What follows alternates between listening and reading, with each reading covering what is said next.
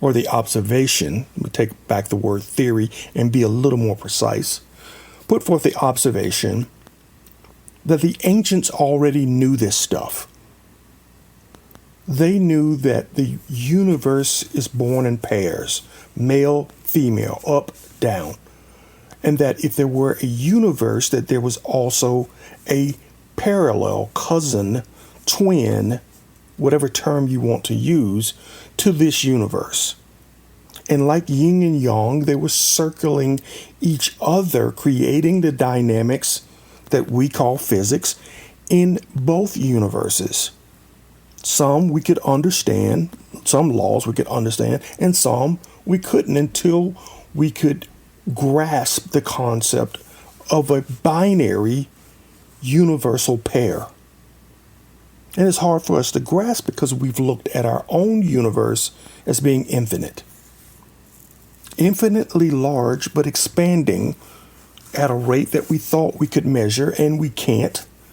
And so we're trying to figure out what's causing it to move at a rate faster than our initial calculations projected. The article continues. Arguably, the search for the expansion rate of the universe was the great holy grail of the 20th century cosmology. And it continues to drive incredible new scientific theories and discoveries. The article continues. The discrepancies between estimates for the universe's expansion rate and therefore its age is called the Hubble tension. It's so statistically significant that it suggests that astronomers may need a new interpretation of the universe's fundamental properties, a new cosmological model. No, says the new theory, which reveals a previously unnoticed mathematical property of cosmological models or scaling symmetry that could allow for a faster expansion rate. But the full explanation gets pretty weird. The article continues the mirror world theory. New research published in the Physical Review Letters by a team of astrophysicists from the University of New Mexico and the University of California, Davis, suggests an unseen mirror world dark sector of new particles that are all copies of known particles that exist alongside ours and interacts with our world only via gravity. Francis Jean Racine, assistant professor of the Department of Physics and Astronomy at the University of New Mexico, says, in practice, this scaling symmetry could only be realized by including a mirror world in the model, a parallel universe with new particles that are copies of known particles. This mirror world could account for the phenomenon of dark matter, or be an exotic form of this dark matter, and it could be the only way of solving the Hubble tension. Dark matter is invisible, emitting no light or energy, so it's undetectable, and therefore also hypothetical, though it's nevertheless thought to account for 85% of matter in the universe. It's one of the great discoveries that has been a byproduct of the search for the universe's rate of expansion.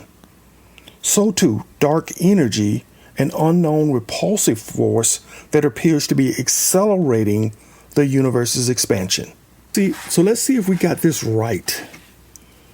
This dark mirror world is made up of cloned particles from this universe, may make up an exotic form of dark matter and dark energy that's causing the accelerated expansion of this universe. Interesting. Now, in chapter 1 of this podcast, I talked about quarks being that matter in the universe that could move faster than the speed of light, that could pass through matter and collect data and transmit it and be connected to other quarks that would simultaneously receive the data that's collected by the first quark. Now, that's tied to string theory in a way, but if that were true, as I argued, it would be the reason why we have the Mandela effect. It may be the reason why we have destroyed ourselves over and over again, only to have them back the tape up and pick up from the point before the destruction and move us forward. Yeah. The Bible states that there's nothing new under the sun. So everything that has been thought, everything that has been done has already existed in the universe. And we've talked about that a lot in this podcast, of how to tap into that well of energy, that 0 point energy, by elevating your vibrations to match the energy and the ideas you're seeking. I do it all the time. You do too. You may not recognize it, but you do. I renovate homes for a hobby. You know, I say a hobby, yeah, that's exactly what it is. I do it because I love it. Building with my hands. Seeing something that's ugly and broken to you, but beautiful in my eyes because I'm looking at it, how it will be in the future. When I'm performing work on the house, I put myself in the mindset of the contractors that are performing different types of work. If I'm putting up sheetrock, that's a different mindset of doing roof work or running electrical wire or running plumbing, running the plumbing. Each role has a muscle memory in your brain and a vibrational effort to lock in that knowledge. Not unlike when they download to you from the Matrix into your brain in the movie, you can do the exact same thing. How? I've worked around enough contractors to watch them, how they walk, how they talk, what they eat, how they communicate to each other. There's enough of a vibe there that you can mimic. You get close enough, the work gets easy. I think, again, the ancients knew a lot about that. Part of the reason why they had the apprentice programs. You get to work alongside the expert. Some of that expert energy rubs off through osmosis.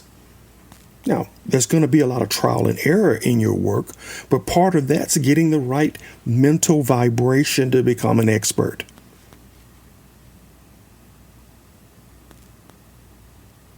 So I think what we're talking about here, in this case, sounds a lot like what happens in the physical world. So when we talked about parthenogenesis, when one becomes many but are still the same. Cloning. Just this week, another python, rainbow python, that hadn't had contact with another snake in 9 years gave birth to 14 snakes. How did that happen?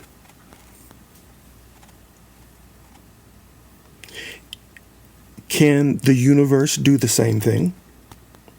Yes. I think a dark universe can give birth to a light universe. They become companion clones of each other. with properties that are shared, but also those that are balanced,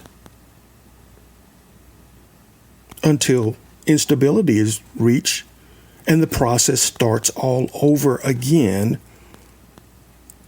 with a implosion and another big bang. And I think scientists are gradually moving toward that same line of thinking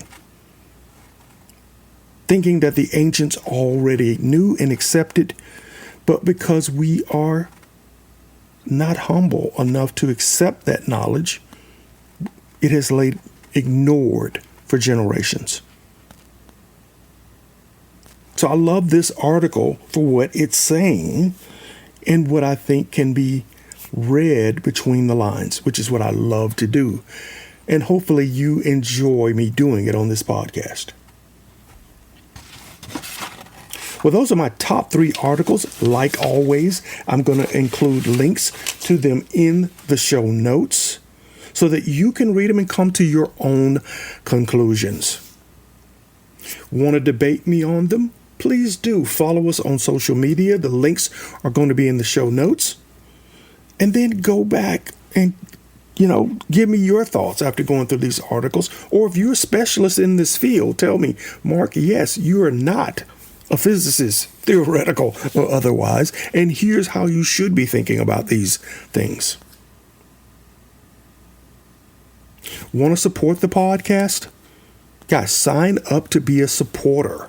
$2 a month helps us improve the podcast and go get more people like Bart Siebel to sit down with us and talk about some of the conspiracies that are putting the mask over the world and keeping us from achieving our true God-given promise. You want to see that? You want to hear that? You want more of that? Get on board with the podcast and help us get there. A link to our supporter page will be in the show notes, and we'd love and appreciate anything you can do. About 12 minutes past where I want it to be in terms of time. Hopefully those extra 12 minutes gave you a little bit of satisfaction. Certainly gave me a little bit of satisfaction because I drank my kombucha before I came in here to record the podcast. You know what I'm about to say. So till next time, my friends, peace.